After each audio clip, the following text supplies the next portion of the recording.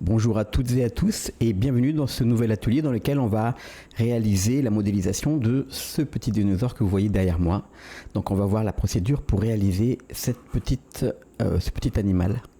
Et vous voyez ici comment du coup est faite la topologie des doigts, des yeux et des pieds. Et donc c'est parti pour environ un atelier de à peu près, on va dire, une trentaine de minutes. C'est parti.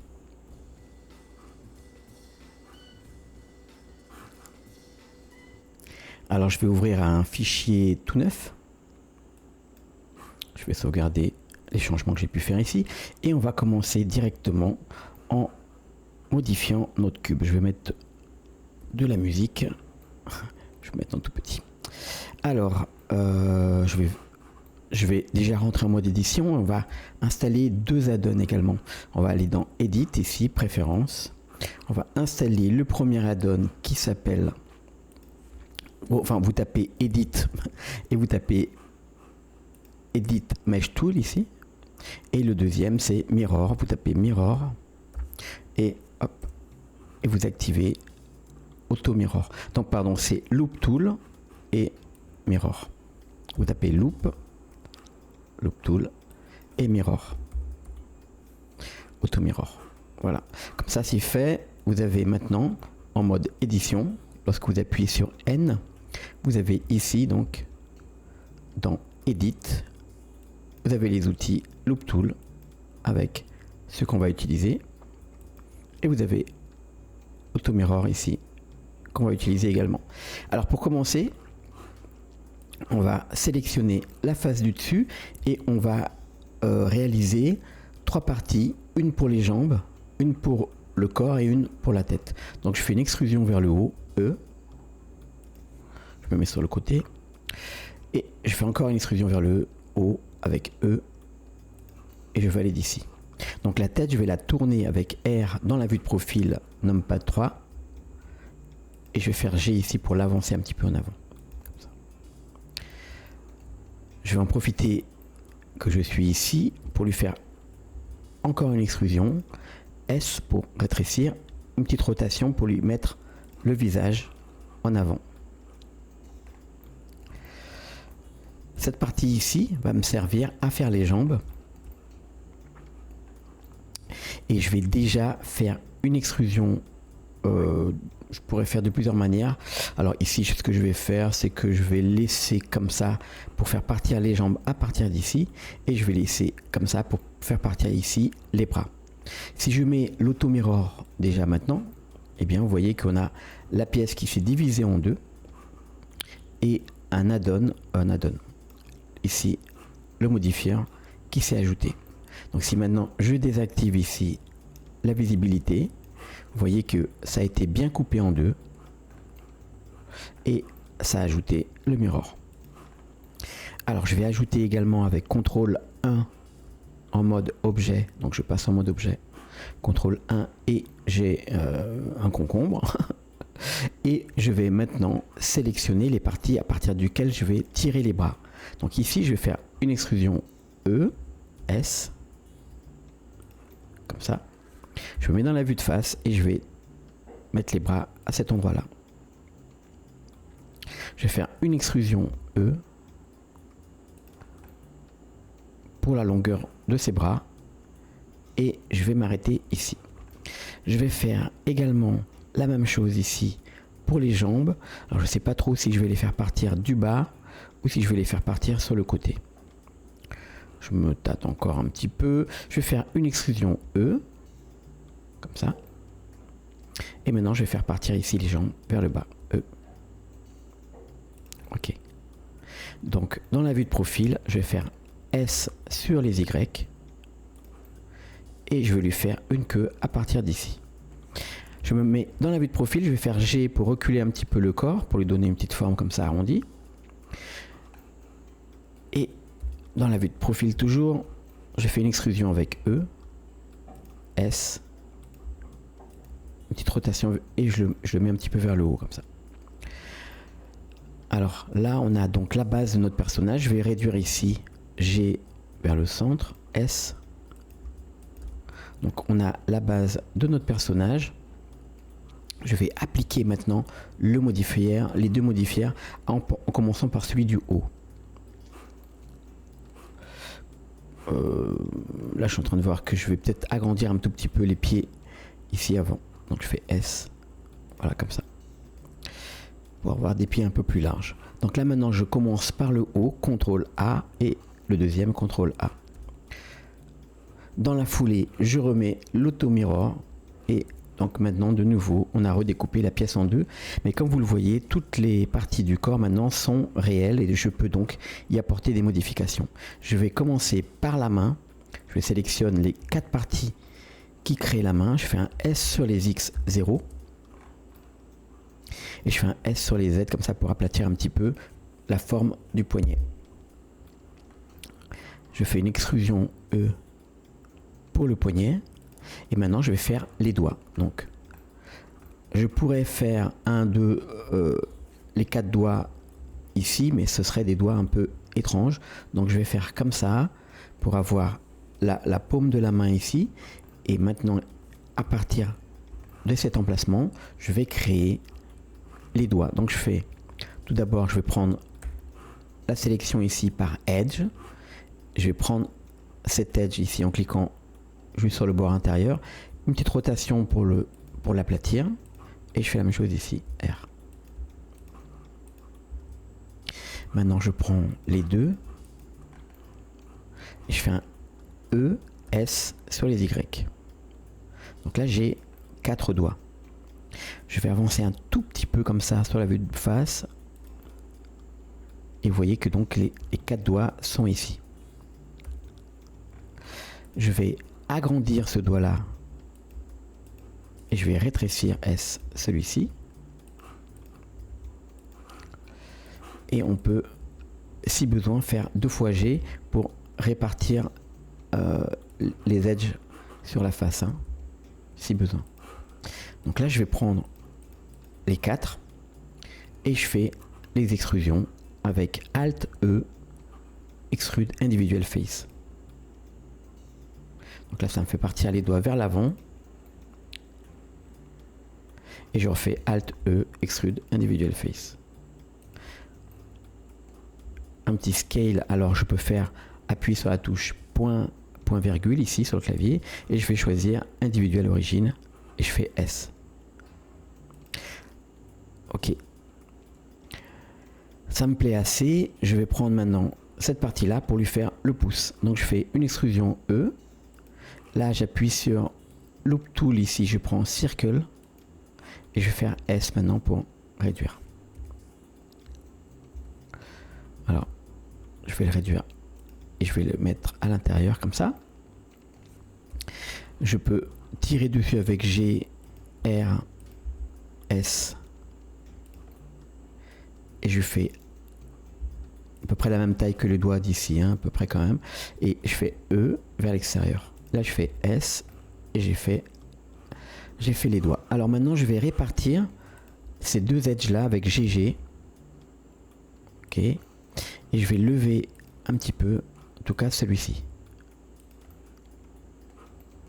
Je vais prendre le point central et je fais GG ici pour le répartir sur la face.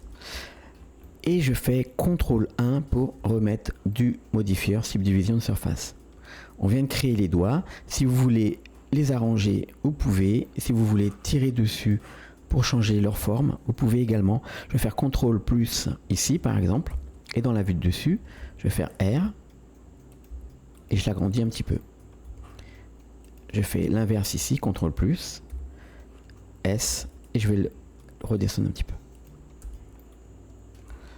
Et celui-là, dans la vue de dessus, je vais l'agrandir un petit peu. Et voilà. Donc là, on a des doigts assez sympathiques. On va faire la même chose avec les pieds. En commençant par sélectionner les 4 faces du bas. Je fais S sur les Y, sur les Z, pardon, cette fois-ci, et je fais 0. Je fais S ici pour agrandir la zone de la plante des pieds. Et je vais sélectionner 4 faces qui sont sur le devant et je fais Alt E, Individual Face. Je me mets sur le côté et je vais descendre avec G pour que ça touche le sol. Dans la vue de face également. G ici pour que ça touche le sol. Alors je vais prendre les faces, je vois qu'elles sont un petit peu hautes, je vais faire S sur les Z, ou plutôt je vais sélectionner les parties du dessus et je fais GZ ici pour redescendre un petit peu les doigts. On peut faire GG 2 fois pour glisser éventuellement si vous avez envie de changer la forme des doigts. Je fais un clic droit et Shade Smooth. On a déjà une forme sympathique. Maintenant vous voyez que le plat ici, les parties plates sont trop planes, donc on peut prendre toute cette partie là et comme on voit pas bien ici, on va faire CTRL barre espace ou Back to Previous et dans le Subdivision Surface je vais cliquer sur le petit triangle ici. Donc maintenant je peux facilement sélectionner donc toutes ces faces là, toutes ces arêtes et je vais faire un GZ pour lever un petit peu pour casser le côté plat ici. Je peux faire la même chose en bas. GZ pour descendre un petit peu. Pour arrondir un petit peu. GZ. Voilà. Ok, on peut faire également la même chose avec le ventre ici. On avance un petit peu. CTRL plus, on avance un petit peu pour lui donner un petit bidon. Si je fais un G vers les X, on va faire, c'est comme si on faisait un S, mais en même temps je peux déplacer, donc je vais faire comme ça. Et je vais maintenant glisser 2 fois G pour affiner un petit peu le corps ici. Et là, j'ai la forme d'un ventre qui est assez sympa. Alors je peux tirer encore ici vers le bas.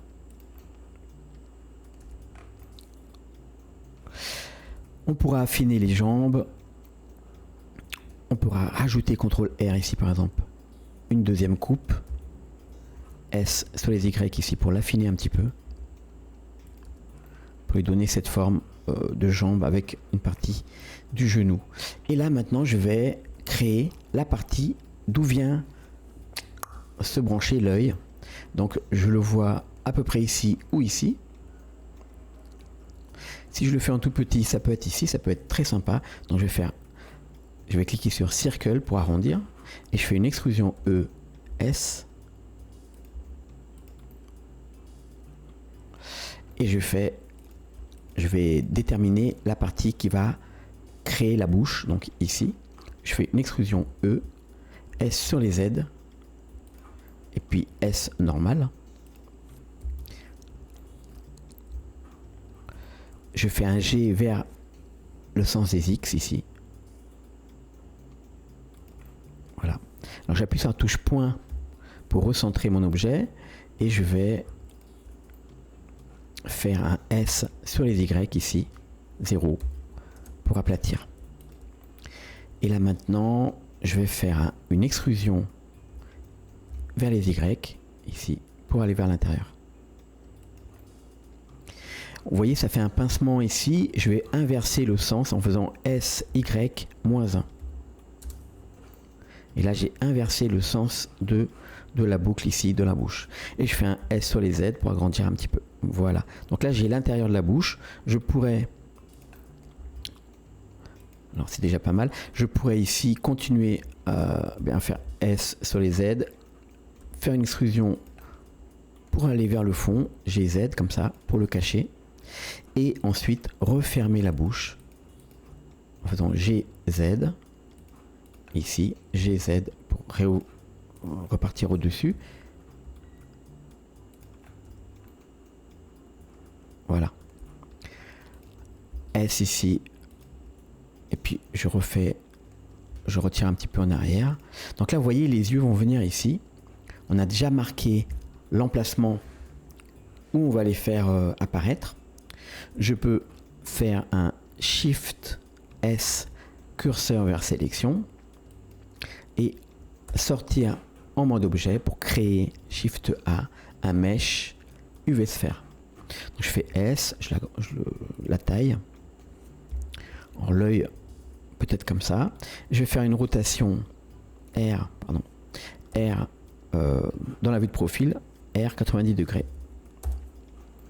Comme ça, il est orienté vers l'avant ici. Clic droit, Shade Smooth. Et maintenant, je vais aplatir de nouveau mon personnage. Je pourrais le laisser comme ça éventuellement aussi. C'est-à-dire que je pourrais modéliser et la partie de l'œil GZ en me servant de l'œil ici comme gabarit, et je pourrais, en tirant comme ça, venir englober et faire ES et aller vers l'intérieur GX. Vous voyez? D'ailleurs, je vais le faire comme ça. Ça prend moins de faces, mais j'ai pas assez de faces du coup pour créer des belles paupières. On pourrait faire une seule paupière comme ça en haut, mais ça sera pas joli. Et donc, je vais faire un aplati. Je vais aplatir mes modificateurs. CTRL A en mode objet. Donc là, je regarde et j'ai beaucoup plus de faces. J'ai surtout suffisamment de faces ici pour sélectionner celle du dessus, faire une paupière avec une extrusion. Je vais me mettre dans la vue de face, une extrusion E. S un petit peu comme ça. Et je vais faire la même chose ici avec la partie du bas, une extrusion E et S pour réduire. Je vais descendre un petit peu. Là, on a fait les deux parties de paupières et on va voir avec CTRL 1 ce que ça donne. Voilà. Donc là, maintenant, il suffira, hop, on reclique ici sur le petit triangle, il suffira de réarranger la position de l'œil, la position des faces, pour avoir un joli œil, et on pourra mettre du shape, des formes pour notre petit animal. Donc là, je vais faire une petite extrusion ici vers l'intérieur, E, un petit peu vers l'extérieur déjà, et puis E, S, et puis E vers l'intérieur ici pour créer une narine. Et on va faire de nouveau N, on va dans Edit et de nouveau Auto Mirror. Comme ici vous voyez la bosse qui s'est créée, eh bien on va prendre le mirror, on va le mettre avant le modifier en subdivision et on a de nouveau atténué la bosse. Vous pouvez ensuite modifier les emplacements de nos edges ici pour par exemple modifier la forme du visage et ajouter des arrondis plus harmonieux par exemple pour nos yeux. Et voilà, cet exercice est quasiment terminé. Je vais faire maintenant simplement un modifieur ici pour l'œil et je vais lui faire un mirror selon l'axe ici, selon l'objet ici. Et donc comme ça j'ai mes deux côtés. Voilà. J'espère que cet atelier vous a plu. Je vous donne rendez-vous si ça vous intéresse pour la suite, pour lui ajouter une belle texture. Et pour obtenir un petit dinosaure tout texturé, vous allez voir comment, avec une texture qui va respecter le bump, c'est-à-dire la déformation de surface, avec une texture qui va s'adapter au bump et créer des petites bulles colorées. Je vous donne rendez-vous dans l'atelier suivant pour réaliser le dépliage et le texturing. Bonne journée à tous et bon blends. J'espère que vous avez apprécié. N'hésitez pas à liker, n'hésitez pas également à commenter. Vous pouvez nous rejoindre sur le Discord ou simplement en répondant, en posant vos questions sur YouTube ici. Et vous pouvez bien sûr, donc on va pouvoir suivre l'évolution de votre travail. On va pouvoir vous aider. Merci beaucoup. À la prochaine.